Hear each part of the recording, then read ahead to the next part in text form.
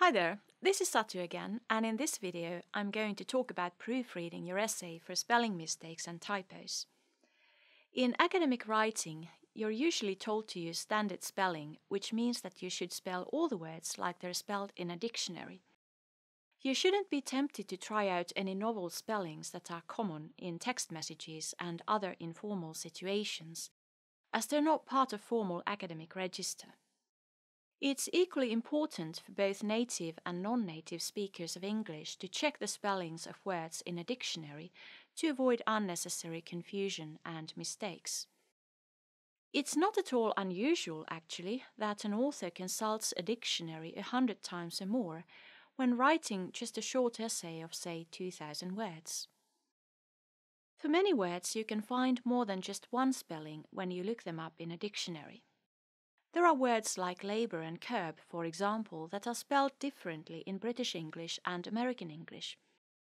The spelling you choose may be regulated by the instructions you have received from your teacher, or you may have a separate style sheet that tells you what to do.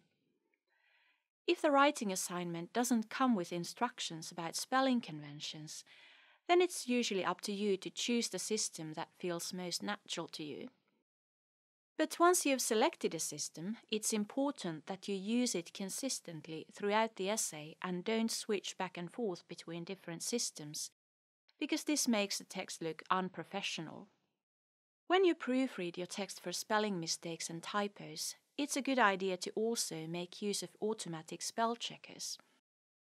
These are useful tools as they can catch a number of problems that you wouldn't otherwise see yourself.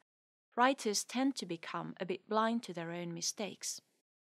But you should never rely on a spell checker to do the job for you. Many spelling mistakes and typos make the word look like some other existing word in English, and those mistakes aren't usually caught by the spell checker.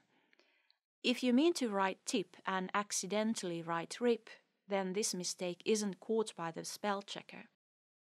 To be able to catch this, you need to proofread your text properly yourself, both while you're writing and after you've finished writing and have the complete essay in front of you.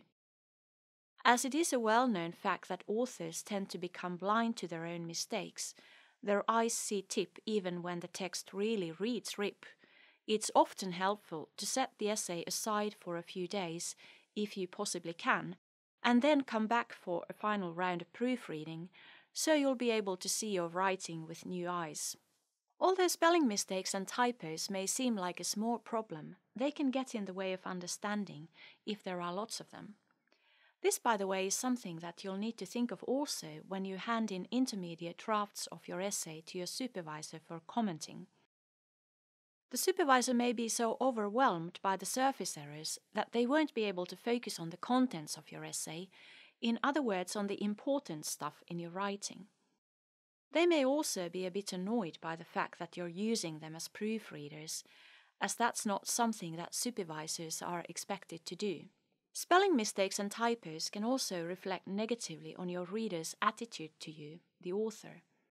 If your final essay still contains a number of spelling mistakes and typos, the target reader may think that the contents of your essay are also sloppy. In other words, having a lot of spelling mistakes and typos can make the audience doubt your skills and abilities as a researcher, and it can make them reject your argument and the reasons and evidence that you have presented for your argument.